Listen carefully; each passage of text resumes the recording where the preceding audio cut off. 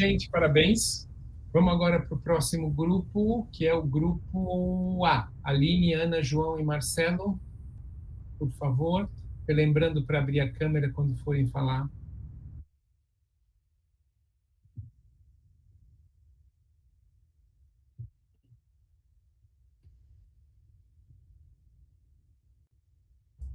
Vai ter uma concorrência para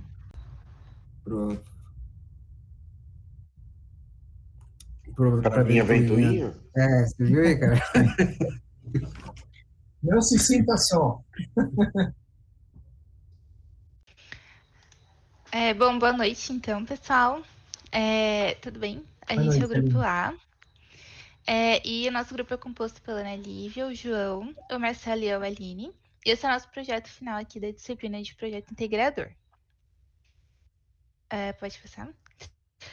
Então, como os outros grupos já mencionaram, né, Nova York é uma das cidades mais movimentadas do mundo. E os Yellow Cabs, eles são parte icônica aí da mobilidade urbana por lá. O dataset que a gente analisou, ele traz várias informações sobre essas corridas de táxi, abrangendo em um período de 2011 até 2024. Os dados, eles incluem variáveis como as tarifas, as gorjetas, número de passageiros, zonas de origem e destino, entre outras aí. Algo importante para a gente mencionar é que os anos de 2009 e 2010 eles foram descartados da análise por apresentarem esquemas e os tipos diferentes que não eram compatíveis com os dados mais recentes. Além disso, a gente focou exclusivamente nos táxis amarelos, que são regulados pela cidade, o que garante aí uma maior padronização.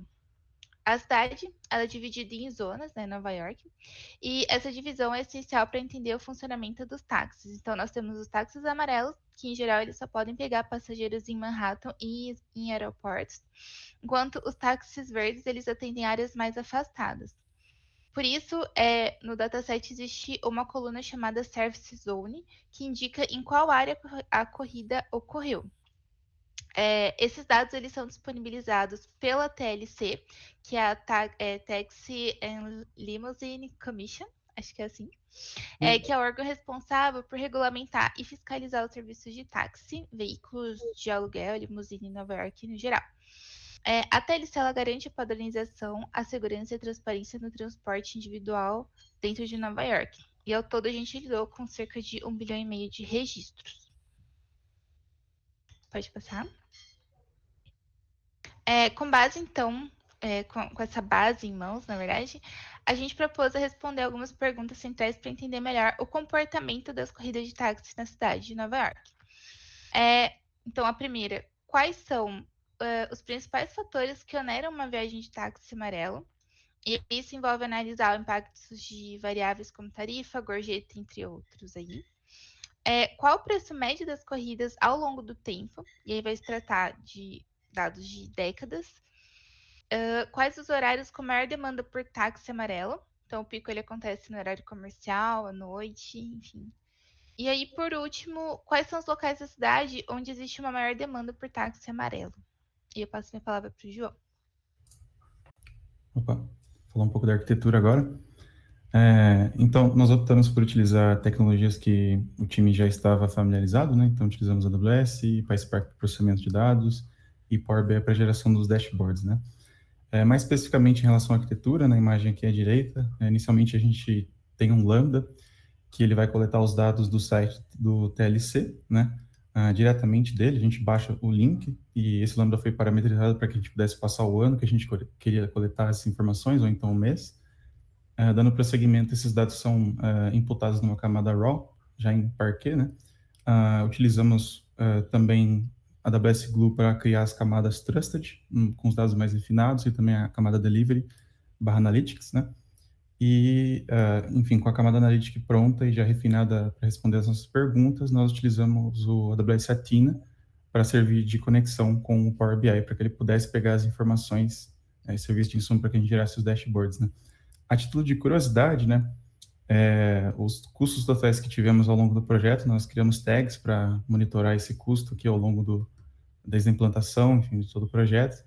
Com o S3 a gente gastou cerca de $6,23, com Glue 5,24, com a Tina para fazer os notebooks, a exploração, $6,37, somando ao todo 17,83. Mas isso basicamente para implantação, né? Caso a gente fosse utilizar o projeto de verdade, a gente gastaria cents de dólares aí por mês, porque a ideia do projeto é carregar as informações mensalmente, né? O que é feito bem rápido pela arquitetura. Pode passar, por favor, Pedro. Em relação ao DevOps, a gente resolveu dar um passo além na automatização. A gente sempre utilizava já o CloudFormation, como era de praxe, né? Mas dessa vez a gente optou por utilizar o GitHub Organizations, então a gente criou uma organização, criamos um time lá dentro, criamos um repositório para fazer o versionamento do código. Decidimos explorar o GitHub Actions para fazer a parte do CI/CD automático. Então, toda vez que a gente fazia um PR no nosso repositório, isso gerava um deploy. Isso custou um pouco de tempo para a gente no começo, mas depois compensou muito essa abordagem. A gente ganhou muito tempo depois que a gente conseguiu implementar essa esteira em tempo de desenvolvimento. Realmente foi bem interessante. E como eu disse já, a gente utilizou o CloudFormation para IAC, né, para fazer infraestrutura como código. Pode passar agora. Em relação a questões de seguranças, né, o repositório, além disso, a gente também se preocupou em criar proteções para caso a branch principal fosse deletada ou alterada indevidamente. Então, qualquer alteração que fosse feita no código precisava passar por uma revisão de outro membro da equipe, né? Nada poderia subir sem ter uma segunda revisão, né? A gente optou pelo CloudFormation, assim como outro grupo mencionou, esqueci qual grupo foi que utilizaram o Terraform, né? Com o mesmo princípio de caso alguém alterasse indevidamente ou excluísse algum recurso, a gente pudesse reconstruir nosso projeto sem menores problemas. Em relação à gestão de acesso, como a gente utilizou uma AWS própria, a gente fez toda a questão de seguir o protocolo, né, de privilégio mínimos, então criamos usuários para cada um dos times, grupos para conter as políticas que cada usuário poderia herdar, né, e também os recursos, nós fizemos um trabalho minucioso de dar só permissão que esses recursos precisavam e nada além disso. Passo a palavra agora para o Pena.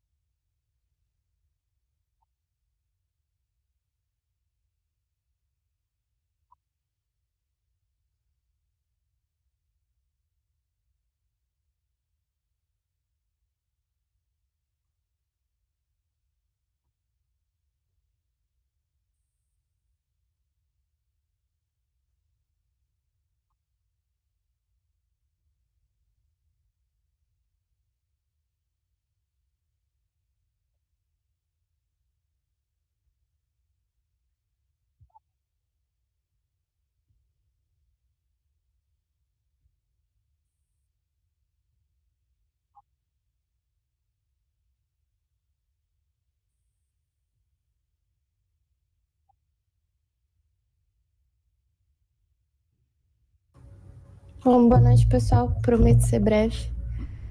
Bom, a fim de responder a segunda questão, a gente tem um gráfico de linha apresentando a variação do preço total das viagens ao longo dos anos.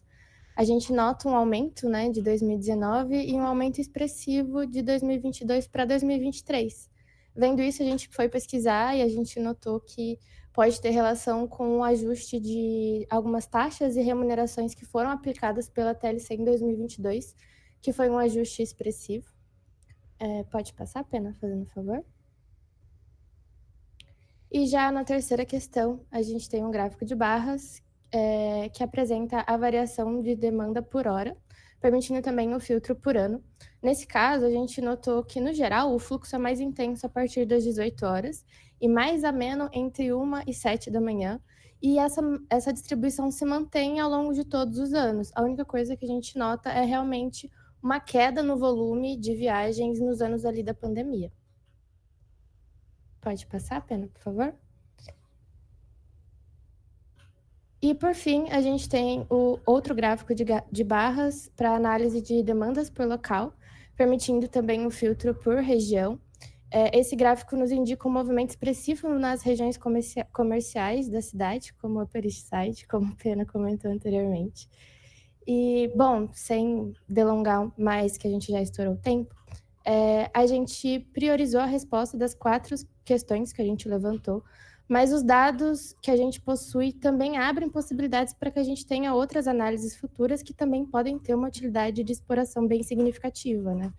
No geral, a gente considera que as visualizações que a gente pôde obter permitiram que a gente conseguisse visualizar os dados de forma mais proveitosa, identificando os padrões e também possíveis possibilidades para o setor de forma mais eficiente.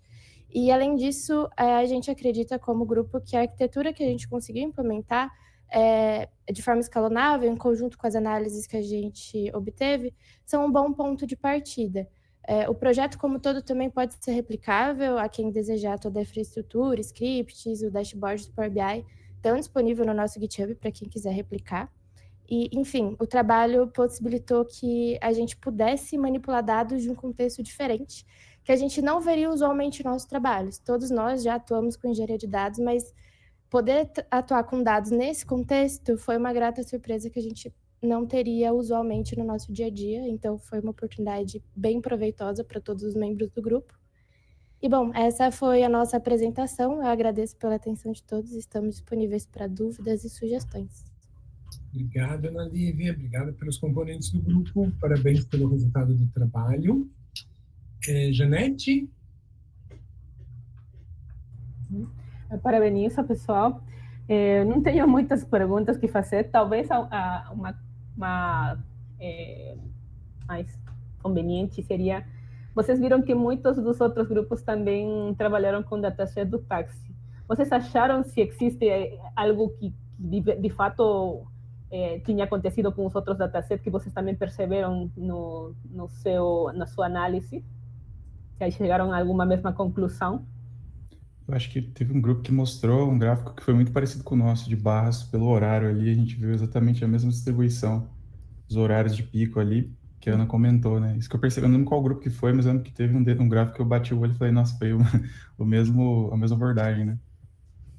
O que significa também que, de fato, estavam nesse mesmo caminho, né? Tipo, o dataset, de fato, fala esse resultado, né? Não tenho mais comentários, pessoal. Talvez vocês comentaram um pouco sobre os aprendizados que vocês tiveram, as limitações que vocês encontraram, né?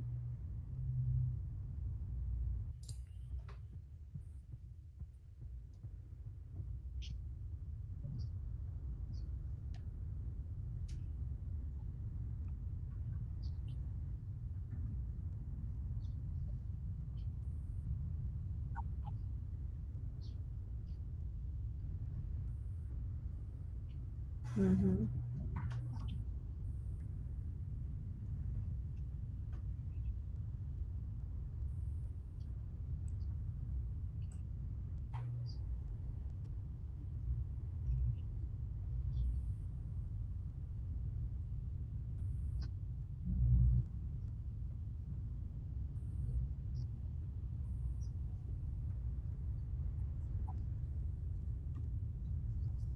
Uhum. Tá, tudo bem. Obrigado, Sá. Obrigado.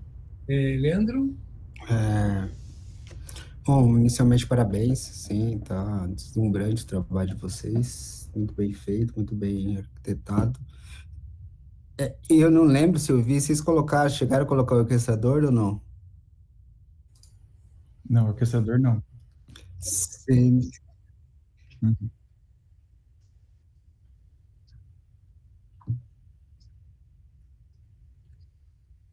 Se vocês tivessem colocado, teria ficado perfeito a arquitetura de vocês. Inclusive, vocês colocaram coisas a mais, como esteira de CICD. Isso é muito interessante. Parabéns aí por vocês terem feito isso daí. Mais um. Eu ia falar sobre o mapa, sugerir, né? Mas você já explicou, Marcelo. E uma sugestão também é vocês darem uma olhada ali em teoria de cor. Eu acho que aquele amarelo é cansativo. Eu inverteria, no mínimo eu teria feito invertido, sabe? Colocado como o fundo preto e o amarelo nas barras. Porque imagina o cara ficar o dia inteiro nesse amarelão aí, cara, o olho do cara vai explodir. Tá? Tem razão. E aí a pergunta é qual que foi a experiência de vocês, que vocês acharam com a experiência de BI, porque eu sei que vocês têm muita experiência como engenheiros de dados, né? Engenheiras, pessoas engenheiras de dados, mas como que foi com pessoas de BI e Analytics aí? Como que foi a experiência de vocês? Bom, posso falar que, mas da minha parte foi um pouco frustrante, assim, muita opção. Tá acostumado a fazer gráfico com Plotly, com coisa mais de baixo nível ali, sei lá, ficar meio perdido para achar as coisas ali, apesar de ter tido aula também já sobre esse assunto, mas a gente gastou bem mais tempo fazendo Power BI do que fazendo toda a arquitetura, né? Tanto que nas outras semanas a gente até arranjou tempo para fazer uma esteira ali, mas na parte de BI a gente realmente, inclusive a questão das cores também, mas a gente achou bem mais difícil do que a gente imaginava, com certeza. Isso é legal vocês terem experiência, porque assim, e a engenharia de dados é uma das áreas mais complexas que tem, a gente acaba menosprezando a área de analytics, que é a que entrega um maior valor no final das contas, né? A gente fala, não, é facinho, a gente faz depois, e aí tem um monte de coisa que a gente não está acostumado, que daí na hora a gente vai... Claro, eu acho que, e continuo acreditando que a curva de aprendizado para analytics é muito mais baixa do que a curva de aprendizado para ser um engenheiro, né, de dados, mas ainda assim não é, a gente acaba menos, a gente como engenheiro de dados, eu sei porque eu sou também, apesar de ser especialista em BI, mas a gente acaba menosprezando o pessoal de BI e de Analytics, e aí é bom a gente sentir na pele o que eles passam também. Então foi bacana aí a experiência de vocês. Parabéns de novo, muito bom. Obrigado, Leandro. Parabéns a você.